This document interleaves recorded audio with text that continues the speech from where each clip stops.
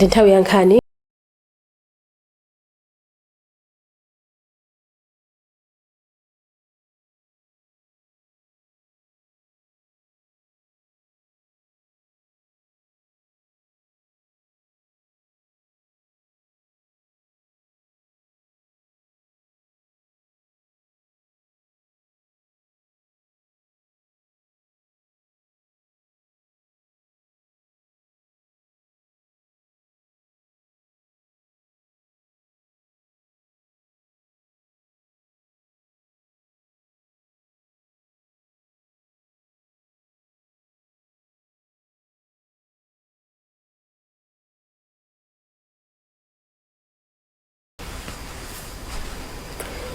Wachiwiri watsopano kwa mtsogoleri wa dziko lino Dr. Michael Usi walonjeza kuti agwira ntchito ndi President Chakwera ndi cholinga choonetsetsa kuti dziko lino ndilodzidalira pachuma komanso kuthana ndi mavuto adzidzidzi.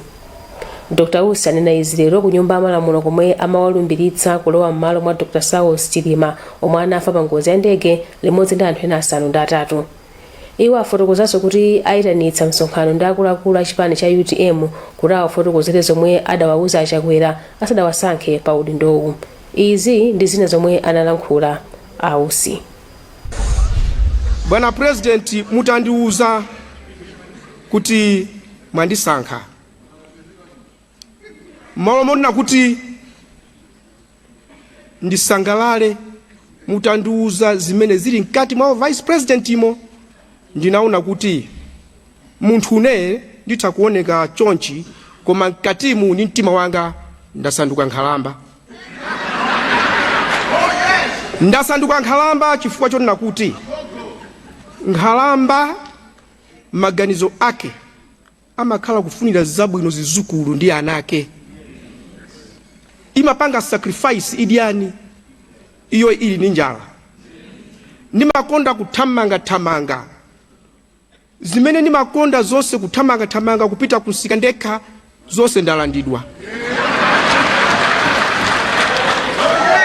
It means my time now will be spent thinking more about the people of Malawi much more than myself. Ndiye amene ati anjoye pakati pa Amalawi ndi ine ati anjoye ndi Amalawi. China chimene ndifuna kunena pano nditapita kwaona President ndi akundilankhula. Nakuyang'anani ndikunena kuti izi ndizitha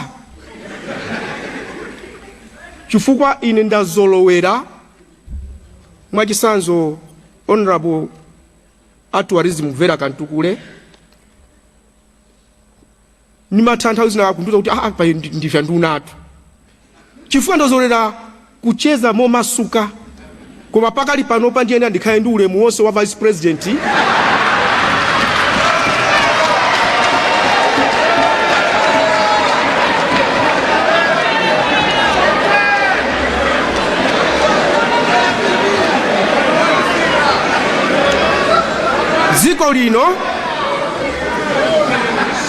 Ziko lino ndinene chonchi ine ndi a President siti kuopa siti kusamala za siku la chisankho. Tikuopa tikusamala siku la chiweruzo. Amalawi ena ati ali ndi chiyembekezo chachikulu pa Dr. Michael Usi omwe tsopano alumbira kukhala wachiwiri kwa mtsogoleri wa dziko lino. Polankhula ndi Zodiac ku nyumba ya malamulo pamwambo olumbiritsa Usi, a James Gwiramwendo, a John Mwalwino ndi a Ruth Malola mwa Malawi ena alangiza Usi kuti apitirize pomwe yemwe anali wachiwiri kwa mtsogoleri wa dziko lino malemu Dr. Saulos Chilima anasiyira komanso aluzanitse anthu. Franklin Mtambalika walemba ripoti ili. Amalawi ena ati ngakhale dziko lino lidakali mu nyengo yokhuza maliro, kulumbiritsidwa kwa Dr. Michael Bizwik Usi ngati wachiwiri kwa mtsogoleri wa dziko lino kwapereka chiyembekezo kuti khumbo la wachiwiri wakale wa mtsogoleri wa dziko lino Dr. Chilima likwaniritsidwe. Mwachitsanzo, Dr. John Mawino ati Dr. Usi ndi munthu amene amalimbikira ntchito kuti apeze zotsatira. Ndi chinthu chachikulu kwambiri ku dziko la Malawi chifukwa ndi kuti gapu imene inalipo iwo apitiriza ntchito zimene anasiya the late Dr. Chilima. Anena maonera kuti ineyo udindo umene andipasa president andisandusa nkhalamba ndipo zisuzo zonseche ndimapanga ambuyo ziyenda amangika panopo ndakhala munthu wamkulu itimizi munthu uja wazindikira. Arusi Malola ati kusankhidwa kwa Dr. Usi ngati wachiwiri kwa mtsogoleri wa dziko lino ndi chinthu chabwino kwambiri. Amalola ati monga munthu wopa Mulungu, Dr. Usi alimbikire kuti akwaniritse mmene Dr. Chilima amagwirira ntchito. Ndi chisankho basi chakwera chimene chokera kumwamba kuti atithandizire kuti dziko lathu lipite patsogolo. Atitsogolera motsogozedwa ndi Mulungu. Ndi mmene ndaonera ineyo ndi mmene wayankhulira kuonetsa kuti agwirira ntchito limodzi. A James Gwamwendo akuti Malawi wotukuka ndi zimene akuona m'masomphenya awo mwa wachiwiri kwa mtsogoleri watsopanoyi. Ndife okondwa kwambiri chifukwa cha utsogoleri wawo komanso ndi mbiri yawo imene akhala nayo kuti atha kutsogolera dziko la Malawi pamodzi ndi Dr. Lazarus Makasi Chakwera. President Lazarus Chakwera anasankha Dr. Michael Usi ngati wachiwiri wake kuti alowe m'malo mwa Dr. Chilima omwe anamwalira pa ngozi ya ndege pamodzi ndi anthu ena asanu ndi atatu pa 10 June chaka chino. Mtsogoleri wa Guinea Bissau Umaro Sisoko wati malemu wachiwiri wakale kwa mtsogoleri wa dziko lino Saulos Chilima anali munthu olimbikira ntchito komanso okonda dziko lake. Asisoko anena izi lachisanu Kamuzu Palace mu mzinda wa Lilongwe komwe adayendera mtsogoleri wa dziko la Malawi Lazarus Chakwera kuti akapereke chilimbikitso pa imfa ya Chilima ndi anthu ena asanu ndi atatu. Leya Malekano ayindi zambiri. Mtsogoleri wa dziko la Guinea Bissau Umaro Sisoko adafika mdziko muno lachisanu mmawa kudzapepesa mtsogoleri wa dziko lino Dr. Lazarus Chakwera pa imfa ya yemwe anali wachiwiri wawo Saulos Chilima ndi anthu ena asanu ndi atatu. Nduna yoona za ubale wa dziko lino ndi mayiko akunja komanso nduna ya zofalitsa nkhani ndi akuluakulu ena aboma ndiwo amalandira mtsogoleriyu ku bwalo la ndege la Kamuzu ku Lilongwe. Polankhula ndi atola nkhani atakumana ndi mtsogoleri wa dziko lino Sisoko adati apitiriza kuthandiza dziko la Malawi muzochitika ndipo apempha nzika za dziko lino kuti zikhale zogwirizana mu nyengo ino. Iwo ati imfa ya malemu Chilima ndiyo wawa poti anali munthu olimbikira pa ntchito koma ngati dziko pangofunika kuvomereza ndi kupita chitsogolo. Sisoko atayendera Achakwera adapitanso kukapepesa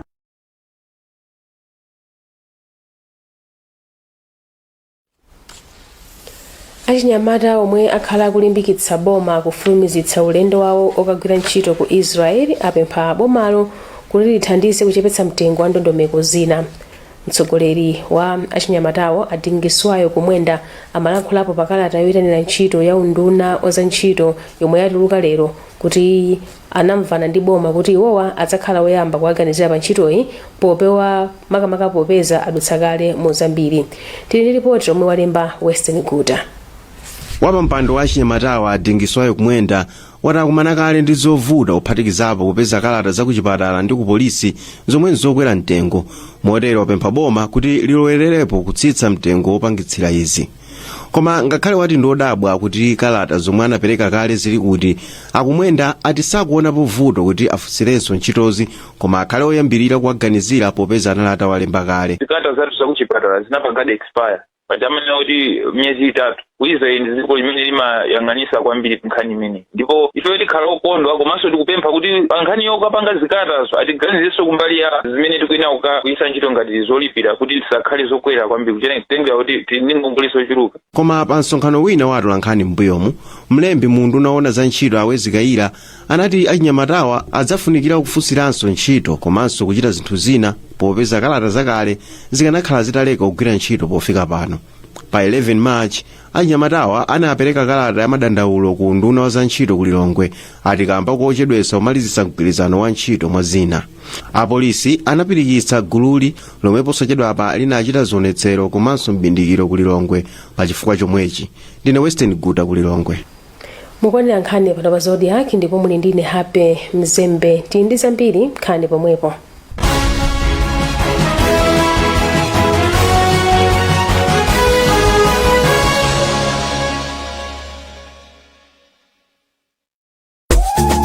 alimi ambiri akupindula ndi ulimi wa mbatata yofira mkati orange fresh sweet potato moti ndalama sikuwatalikira. Mabanja awo ali ndi matupi a thanzi. Mbatata ya kholowa yofira mkati ili ndi vitamin A yemwe amonjezera chitetezo mthupi, kupatsa nyonga ndinso kuthandiza kuti matupi azikhala osalala komanso maso adziona bwino. Mutha kupeza phindu pogulitsa mbewu ya mbatatayi komanso kupanga kuchokera ku mbatatayo ufa, mandasi, zitumbuwa, makeke ndi zina. Mbatata yofira mkati payokha ndi chakudya chokhutitsa zedi. Ubwino wina ndi woti mbewu ya mbatatayi imapirira kung'amba, zimangofunika kukonzekera mbewuyo mwachangu. Imachita bwino madera onse mdziko muno podalira mvula komanso ulimi wa mthirira.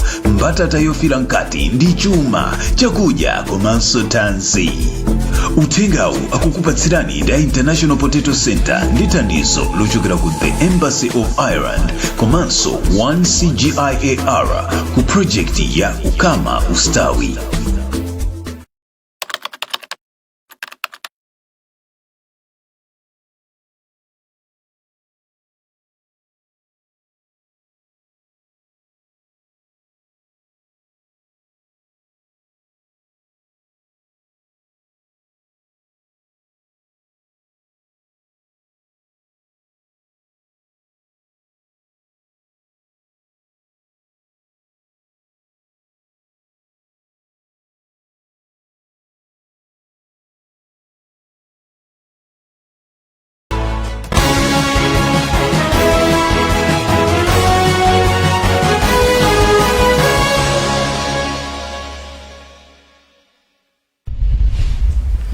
Takulandirani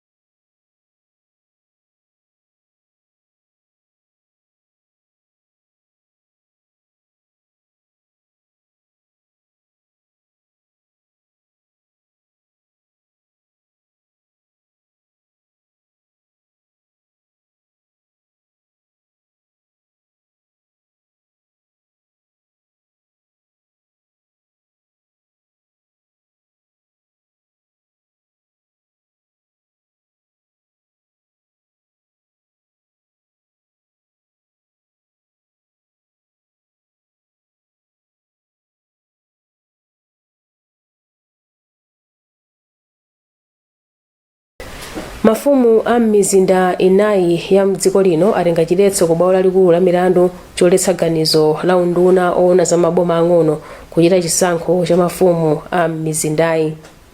Mafumuwa omwe ndi a mizinda ya Lilongwe, Blantyre, Zomba ndi Kasungu akuti chaka chimodzi chikuchepera pa nthawi yomwe amakhala pa mpando yomwe ndi zaka ziwiri ndi theka. N'chifukwa chake apempha bwalolo kuti lithandizepo. Tili ndi ripoti lomwe walemba Western Guta. A Richard Banda, mfumu ya mzinda wa Lilongwe, afane kanojerera aku Blantyre, a Hayes Nyangu aku Kasungu ndi a David Maunde a mzinda wa Zomba akufuna khoti lilowerere pa chifukwa chomwe akuyenera kukhala ndi chisankho cha mfumu ya mzinda osati cha makhansala. Anayiwa ali makhansala anzawo akhala ndi chaka chimodzi chowonjezera, n'chifukwa chake khoti likuyenera kumasulira. Apa mfumu ya mzinda wa Lilongwe, a Banda, yati kudabwa chifukwa chomwe unduna oona za maboma ang'ono sunakonze zothetsa kukhansala kuti pachitike chisankho chomwe chingagwirizane ndi nthawi ya udindo wa mafumu a mzinda. Kudikira khoti iyo ikapange clarify bwinobwino ulina kuti khoti nene constitution review akakaipanga ulina kuti ayi ababa zene abili kukhale chisankho tikavera kukhoti komwe kuchoda mina kupanga za malamulo. Komabe ife tufuna kuti pakhale justice kunena kuti ngati tikupitiriza tosesa ine kuti tena kupitiriza madani metilipo. Chiwanga tikunena kuti afuna sanke meya amakhala 20 years. Yekuti apange dissolve council kukhale chisankho cha makhansala asange meya wa 20 years momwe constitution imanenera. Undunawu wakana ulankhulapo atikamba kuti nkhani iyi ili ku bwalo la milandu. Makhansala akhala pa udindowu zaka 6 kuchokera cha 2019 mpaka 2025 malingana ndi kuponyanso kwa chisankho cha mtsogoleri wa dziko cha chaka cha 2019 mchaka chotsatira cha 2020. Ndine Western Guta ku Lilongwe. Wapampando watsopano wa bungwe loyendetsa chisankho la MEC Justice Annabel Ntalemanja watagwira ntchito yake modzipereka ndi motsatira malamulo. Ntalemanja anena izi ku Lilongwe atalumbira kukhala wapampando wa MEC. iwo ati ndi khumbo lawo kuti ayendetse bwino ntchito za bungweli ndi cholinga choti chisankho cha chaka chamawa chizayende bwino. Mkulu wa mabwalo a milandu Arezini Mzikamanda walangiza Antalimanja ndi ena omwe alumbira kukhala makomishona a meki kuti atsate malamulo nthawi zonse pogwira ntchito. John Paul Kayuni ali ndi nkhani yonse. Justice Annabel Ntalimanja sanayankhule zambiri. Iwo auza atolankhani ku Lilongwe atalumbira kuti apitiriza kuchokera pomwe Justice Dr. Chifundo Kachale alekezera pofuna kuonetsetsa kuti ntchito za bungwe la meki zikhale zodalirika. Tipitiriza ntchito imene meki yakhale kugwira kukonzekera chisankho chimene chikubwera. Amtalimanja ati ntchito yawo yoyamba ikhala kuyendetsa chisankho chachibwereza ku madera amwasa ku Mangochi ndi Cherewani ku Blantyre. Makomishona ena awiri a bungwe la meki, Busa Philip Kambulire ndi Dr. Limbikani Kamulongera awalumbiritsanso.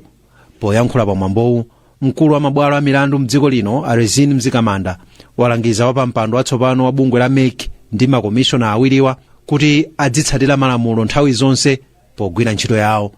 Iwo auzanso atatuwa kuti asalole anthu ena kuwachititsa kuti agwire ntchito yawo mokomera ena ndi kuti nthawi zonse adzigwira ntchito molimba mtima, motsata choona ndi mosakondera mbali.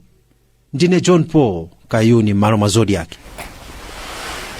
Bungwe la Roads Authority lati ntchito yomanga mlatho wa Lilongwe ikuyenda molingana ndi mmene adakonzera, pomwe kontrakita yemwe akugwira ntchito pamalopa wayamba kuyika zopondapo galimoto za misewu isanu yomwe ikhale pa mlathowu.